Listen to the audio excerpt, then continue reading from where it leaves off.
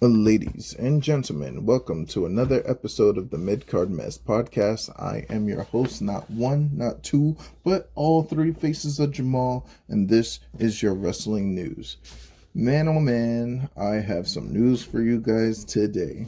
I, myself, one, two, three, all three faces of Jamal will be attending an open house for the House of Glory Wrestling Dojo today.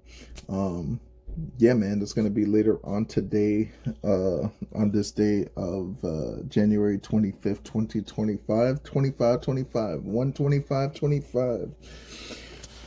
Whew, I don't know, man. Like, this is a big step for me. This is like I don't know what to feel. I don't know how to feel. Like, I'm just gonna try it out and do my absolute best, and hopefully my body can handle it.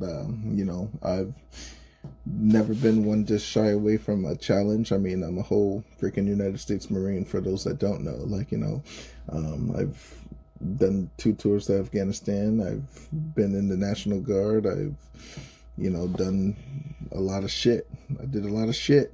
So hopefully my body can maintain and do this shit. So but yeah, like it's Amazing Red, like, he's one of the coaches and everything like that. So and then also, if I decide that I'm going to be part of the House of Glory dojo, if I can hack it, basically, then I'll be able to go to a seminar which hosts the Olympic gold medalist Kurt Angle, the WWE Hall of Famer Kurt Angle, the TNA Hall of Famer Kurt Angle, like that Kurt Angle. It's true. It's damn true. And then maybe after that, then I get to probably attend the House of Glory show that's happening later on tonight. I mean, there's going to be some time for me to catch Saturday night's main event so I can give you guys the content for tomorrow. But yeah, man, tomorrow's content is basically going to be featured with my experience on the tryout, the open house. And yeah, let's get into what happened on Smackdown yesterday, because we are on the road to WrestleMania. And I know people don't even count this as the road to WrestleMania, but as soon as the Royal Rumble is announced, that's when I count the road to WrestleMania, okay? Like, that's just going to be the gist of it, because everything starts with the Royal Rumble, so it only makes sense to count it as the road to WrestleMania, because you have to get the road to the Royal Rumble into the Royal Rumble match. After the Royal Rumble match, the road to WrestleMania then begins. So yeah, man, like I'm really excited. This is the best time of year to be a wrestling fan. Everybody and their mother is on their games. Everybody from TNA, AEW, MLW, everybody is stepping up, because they know that once WrestleMania season fever hits, it's going to be lit, and it's lit every single year around this time. So yeah. All right, so we're gonna get into Friday Night Smackdown.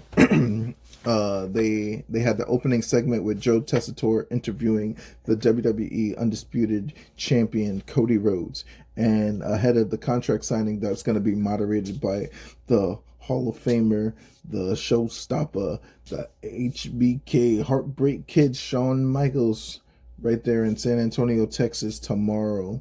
Or not tomorrow, it's tonight, actually. I'm sorry, I'm working on a crazy ass schedule right now. But yeah, so Saturday night's main event tonight that's gonna happen. Rhodes basically said that Shawn Michaels was the perfect person to do this contract signing, and that he would main event WrestleMania 41 with the title. So it's a long road to WrestleMania. I mean, we got to April 19th and April 20th. So, it's going to be a thing to even try to be champion, let alone become champion, because it doesn't matter. Whoever wins the Royal Rumble is going to face whoever the champion is by the time WrestleMania comes around, and that's not guaranteed that the champion will still be the champion by the time that WrestleMania comes around. I've seen it happen all too many times. You know what I'm saying? So, I remember Bray Wyatt walking in there with the WWE Championship and Randy Orton had to face him. People like kind of forget about, like, Bray Wyatt being the champion, winning at Elimination Chamber, going on to WrestleMania as the WWE champion. That was pretty sick to see that he got to actually do that. So, yeah, it's a thing, man. It's basically Cody Rhodes did his best Taken impression and just said he has no problems settling things with Kevin Owens. He's a student of Randy Orton. He knows, like, he's gonna tap into his American Nightmare side, his heel side in this match. So, like, we know Cody Rhodes could play a good heel, a la his days in Bullet Club and shit like that. But we'll see what's going down. Like, we talk about Cody Rhodes, American Nightmare, Bullet Club type stuff like that, but we're not talking about Kevin Owens in his Kevin Steen stage, because once Kevin Owens gets in his Kevin Steen stage, that shit is gonna go crazy. Because, like, man, I don't know, y'all have not, or most of y'all probably haven't seen his Ring of Honor matches with El Generico, aka Sami Zayn. Like the matches that he had with the Briscoes, the matches that he's had with, like, Roderick Strong and stuff like that, like in Ring of Honor, actual Samoa Joes, the CM Punks. Like, he's had matches with these people in Ring of Honor, and it's going to be the same type of mayhem, the same type of carnage, the same type of match. So, I'm actually looking forward to this ladder match. I want to see something kind of different. Not so much different from KO's end. It's more of a Cody Rhodes end. Normally when Cody Rhodes is in a ladder match with people, there's always that one high flying dude that saves him and he gets in that spot. Anybody from Sammy Guevara to who was in that match? Daniel Bryan was in a match with him in the ladder match. People forget about the Stardust ladder match that he had. The one that Zack Ryder won, Matt Cardona won the Intercontinental Championship with. That match. But Cody's got some skills in the ladder department, so it's not a problem. But a ladder match with Kevin Owens and Cody Rhodes should be very, very, very good. All right, so going on to the next segment, we see, yes, boy, Pretty Deadly, Elton Prince and Kit Wilson speaking with the tag team champions DIY, Johnny Gargano and Tommaso Ciampa, regarding their strategy for the match that they're going to have with Motor City Machine Guns. But basically DIY told them, like, fuck out of here with the shits. I gotta Johnny Gargano had a match, or is going to have a match with Apollo Crews, so he had no time to be dealing with some Pretty Deadly bullshit. And basically, like, Pretty Deadly was like, we're starting not to feel like we had a deal. Like, they've been trying to wheel and deal their way into the tag team title shot, the title picture. Eventually it's going to cost DIY eventually in the end. And hopefully it looks deadly, because, like, it could be a fatal 4-way, it could be a triple threat, it could be just a one-on-one. But Pretty Deadly is a very capable tag team. Don't let these niggas fool you. They will they're a great tag team. They're former NXT United Kingdom, the UK champions. They're former NXT tag team champions. They know how to be champions, and it's been proven and known. But these guys are really good. There's a reason why they are on the main roster. So they're one of the best tag teams in the world, really. Like, if we're being honest, like, they can go with literally anybody, but don't let their demeanor fool you type stuff. But yeah, man, like, after they had their little spat with DIY, Legado del Fantasma, Santos Escobar, Angel Berto, and Elektra Lopez confronted Pretty Deadly and went in front of their face and just looked at them niggas like, we know what type of timing you on type shit. So eventually it's going to be a fatal 4-way tag team championship match. I mean, I could see that.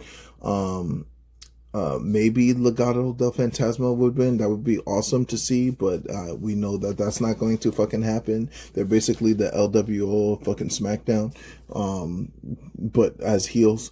Then you have motherfucking Pretty Deadly, who I aforementioned, like, they're a great tag team. Not enough could be said about the DIY and also the Motor City Machine Guns, because collectively both of those teams have done extraordinary amount of things, whether it's NXT, TNA, Ring of Honor, anything of that nature. Like, it's, enough has been said about these teams. I mean, some people might think that they are bland, both tag teams actually. Like, some people are really out here saying that the Motor City Machine Guns are a bland tag team, and the same thing with Johnny Gargano and Tommaso Ciampa. But here's the thing with this iteration of DIY. Johnny Gargano and Tommaso Ciampa are basically doing the singles heel work that they've done in NXT and elsewhere, and they're putting it together as a tag team, and that's what I like to see from them. As opposed to Motor City Machine Guns, they wasn't really ever heels. They've always been kind of like, the babyface tag team type stuff, so cut back from behind victories and other things of that nature. So it was shown that Matthew McConaughey was in the front row of this match. Motor City Machine Guns versus Pretty Deadly. They defeated Pretty Deadly pretty handily with Skull and Bones. I mean, like, it wasn't an easy match for Motor City Machine Guns by any means. Like, Pretty Deadly showed that they are one of the better tag teams in the tag team division on SmackDown. So after the Motor City Machine Guns won, Nick Aldis then was in the back, and then The Miz was back there with him for some reason, where Nick Aldis told him that he was moved to SmackDown. Miz thought he was good because he's like, oh wait, the Wyatts are on SmackDown. Why am I on SmackDown? What the hell? What happened? What happened here? And then he started to accuse Karrion Kross. He started to accuse Karrion Kross of making some arrangements for him to go to SmackDown type stuff. So, The Miz got his problems with the Wyatts, and it looks like it's going to be able to continue. Kevin Owens then came out, crashing out, going to Joe Tessitore for not interviewing him, but taking the time out of his day to interview Cody Rhodes. He called him a kiss ass.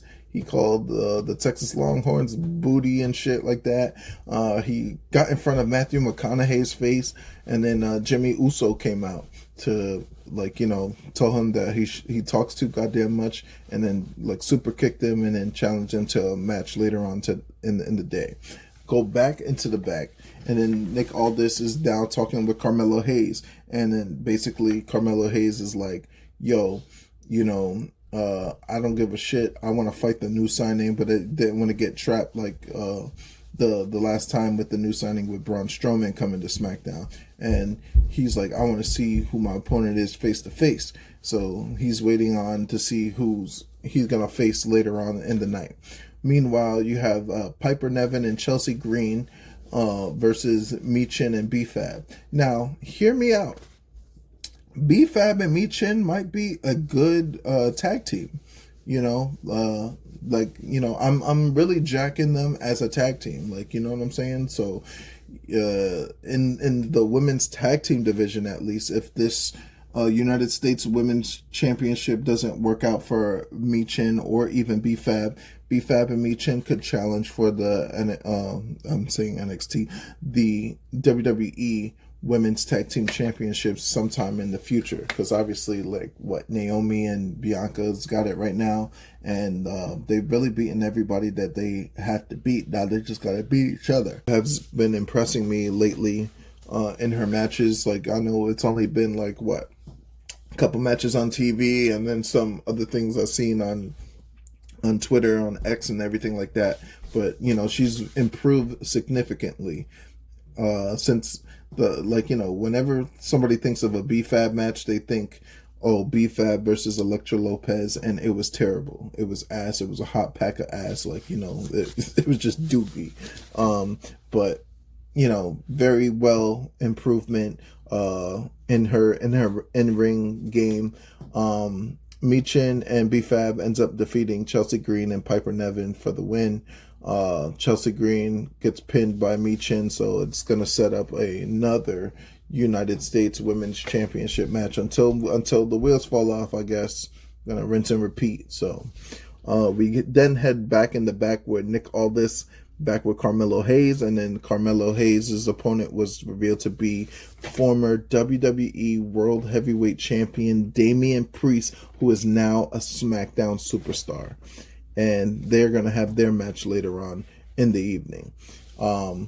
Charlotte Flair declaring herself in the Royal Rumble match, and the vignette is basically a good one. They had a nice little promo package put up, and if Charlotte wins the Royal Rumble, I wouldn't be surprised, but I don't see her winning.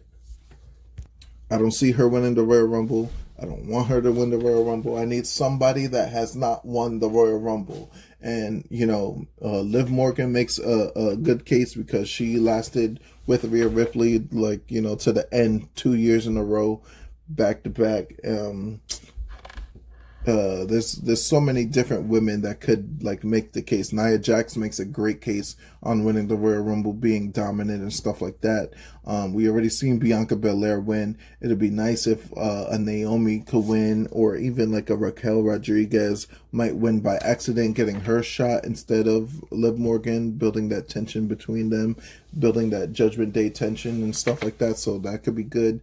There's just so many other possibilities. I mean, that TNA WWE merger deal, or not the merger deal, but like the partnership. So there's a lot of TNA girls out there that can pop up and show up. It's gonna be incredible. The Women's Royal Rumble is gonna be a crazy thing. Tiffany Stratton then came out, cut a promo where she was just like, the whole division's going to run on Tiffy time because it is Tiffy time. And then Rhea Ripley came out, and then Rhea Ripley said that, Stratton beating Nia Jax would not compare to what Rhea Ripley is going to do to Nia on Saturday night's main event. But then Nia Jax and Candice LeRae came out, and then they basically said that they're going to enter the Royal Rumble match, and not only enter but win. Then, see, here's my thing.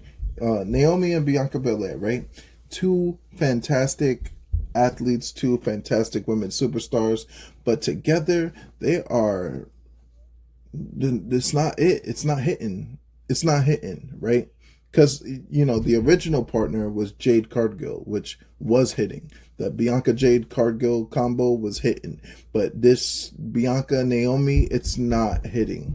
I don't know what it is about it, and it's not anything disparaging on those two, but they are just not hitting on any cylinder to me as a tag team. They're not hitting together as friends.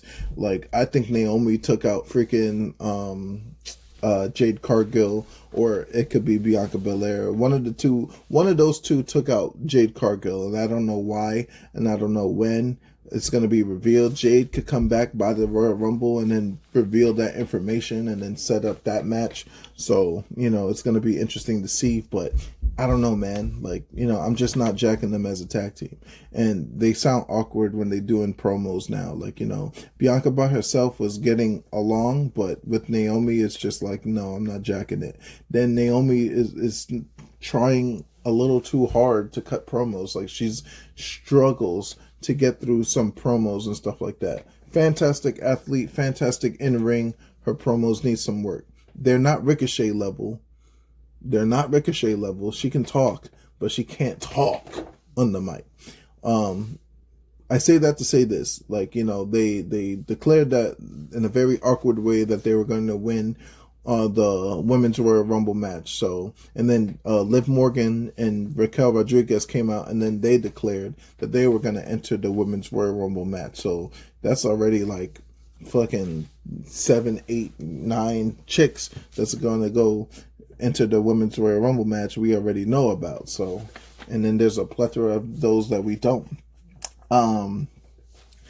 This led to a brawl before a commercial break, and then they had a tag team match, which was Nia Jax, Candice LeRae with Liv Morgan versus Rhea Ripley, Bianca Belair, and Naomi.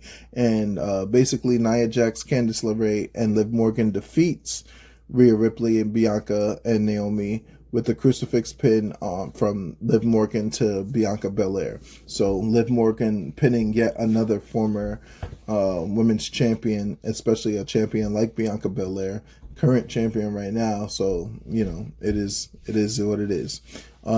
Michin and BFAB confronted Chelsea Green and Piper Niven in the back, where Michin revealed that she'll have another United States Women's Championship title match next week. So next week's SmackDown, that's gonna be rinse and repeat. Like I said, we're almost getting tired of it. We just want to see Michin shine just for the one time. Even if she holds it for like a week, at least she held it. At least she can claim, hey, I won the United States Championship. Moving along into the Johnny Gargano match that they couldn't, the DIY match that they couldn't help Pretty Deadly for. Apollo Crews came and he fought Johnny Gargano. He's fighting Johnny Gargano because last week Gargano beat the shit out of fucking Apollo Crews. I don't know how the fuck this keeps happening, but Apollo Crews is getting fucking the beat downs every fucking week. He's getting his face to the fucking canvas every week. So it's finally time to get his revenge. He went against Johnny Gargano in this matchup, and with a lot of distractions going on, especially in the tag team division, freaking Apollo Crews ends up hitting the schoolboy roll-up and fucking wins the match. And I'm just like, he won by a roll-up. It was quick, it was efficient, and it's not, kind of sets up like other tag teams. There's going to be it's going to eventually be a fatal four-way with Berto and Angel, Legado del Fantasma, Pretty Deadly, DIY, and Motor City Machine Gun. So they're all going to fight sometime soon. All right, so one of the marquee matches that they hyped up over last week was LA Knight versus Tama Tonga. And we already know the vibes of this match. LA Knight is tired of the Bloodline and their bullshit. I don't know if they're even the Bloodline anymore because Roman Reigns is now the tribal chief. Put the ones up in the air as I put my ones up. And then, so Jacob Fatu basically cut this sick promo talking about, hey, Braun Strowman, this is what I'm about.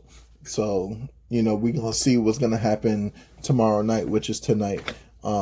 Me versus you type shit. And then Tama Tonga cut his little deal on LA Knight. And so it just is what it is. LA Knight defeats Tama Tonga in a good match. It was a fun match and stuff like that. But after the match was over, Jacob Fatu attacked LA Knight, and then they started beating the shit out of fucking LA Knight until Braun Strowman showed up. Now, Braun and Strowman came out, and Jacob Fatu had a little stare down. Tama tried to strike Strowman, but fucking got taken out before a fucking clothesline to Jacob Fatu out the ring. But he didn't fall. He just flipped back and then stood up bitch, what's good? But Tama Tonga held Jacob back from attacking Strowman again and told him just get ready for tonight. So tomorrow night, which is tonight. The Miz, we go back to the segment in the back where we see the Miz trying to recruit A-Town Down Under, which is Austin Theory and Grayson Waller. But Nick Aldis revealed that it's crazy. It's crazy. They couldn't get that done because A-Town Down Under are now Raw superstars. So you got Austin Theory and Grayson Waller going to Raw on Netflix every Monday. So that's tough. Shinsuke Nakamura appears the United States champion, the WWE United States champion, that he was going to enter the 2025 Men's Royal Rumble match. And though he's won it before, it would be crazy to see him win it again and this time actually succeed in getting the WWE Championship or the World Heavyweight Championship. Damian Priest was definitely not about to lose to no goddamn Carmelo Hayes in his debut match on SmackDown, but they had a banger of a match. So I'm just absolutely impressed. Even in a losing effort, Carmelo Hayes is doing the damn thing, and you can't knock him for that. So, it was a good showing for Carmelo Hayes. He shows that he can hang with these guys. but he keeps losing matches, and it's gonna be not too long before, you know, he's got to start winning sometime.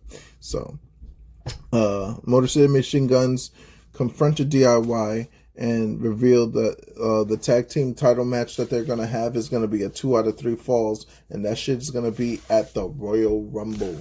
2 out of 3 falls. Who can beat the team the most times, or you have to beat the team twice. So out of 3, you have to win 2 matches. So it could be up to 3 matches if both teams win 1, and then the last fall wins. But you know, you have to win twice basically. Miz then tried to recruit Andrade to join forces against the Wyatt Six, and Andrade said he loved the idea but insisted on accepting, but he would have to relay the offer to someone else. Jimmy Uso then fucking came out and made fun of The Miz for losing to Andrade to the scouting process, and then Carmelo Hayes then confronted Uso that it would take more than 4 moves to beat Kevin Owens, but then, you know, Uso said he would only need 3 to beat him in their match. So they said they keep ducking each other. Like they're gonna keep fight. They're gonna fight eventually. Like Jimmy Uso was supposed to face Carmelo Hayes, but you know, he had a match with Kevin Owens, and then he also had a match with Damian Priest. But you know, it is what it is. Main event time, we had Kevin Owens versus Jimmy Uso after he got challenged, and then basically all you need to know about this match is that Jimmy Uso is looking like himself, not a version of Jey Uso, not a version of the Usos that we've seen. He's just Jimmy at this point, and like he's hanging around in the main event picture, but he's not ready, and you can tell Kevin Owens is on a tear with the pop-up powerbomb. He tried to hit a package pile driver on Jimmy Uso though, and then freaking Cody Rhodes came out and made the save, and then like at the end, Rhodes and Kevin Owens brawled to the end, and that's it. Like we're just waiting on tonight, waiting for tonight. Oh, we're waiting for tonight for Saturday night's main event. So, Saturday night main event is gonna be loaded, man. I mean, we have Nia Jax versus Rhea Ripley. We got Jacob Fatu versus Braun Strowman. We got freaking Cody Rhodes and Kevin Owens doing the contract signing with the mediator of Shawn Michaels. Saturday night main event is gonna be lit. Watch it on Peacock tonight at 8 p.m. Eastern, 7 o'clock Central, and then that's all that I have for you guys today. Other than you know, wish me luck in my endeavors on trying to become a professional wrestler. I hope my body can handle it. I hope that this journey can continue, and maybe I could start doing some vlogs or blogs or whatever that if I am able, and then hopefully I get to meet Kurt Angle, like, you know, the Kurt Angle. I think I met Kurt Angle one time before. I got his autograph and shit, but like it means so much more now than it did back then. So yeah. All right, guys, I will see you guys on the next one. Be on the lookout for my House of Glory tryout and some more wrestling news. I'm pretty sure there's some Japanese things going on this weekend. I'm pretty sure that there's some indie shows going on this weekend that I'm going to bring to your attention. So just be on the lookout for that. I might use Sundays as the match of the week, or like, you know, my awards for the week or something like that. So it'll be like the week that happened, not the week that's coming. And then, yeah, I might do something like that. Yeah, I'll see you guys on the next one. Thank you. Like, share, and subscribe. Please, every like counts, every share counts, everything counts. I appreciate all of you. Join the Mid-Card Mess group page, and we talk about wrestling without all the bullshit. Like, you know, all the other wrestling pages that is out there in the world, they on some toxic bullshit and they, like, have no life. Like, this is a group that has a life outside of wrestling, but we love our wrestling still. So, you know, appreciate you guys, and I'll see you guys on the next one. So, peace.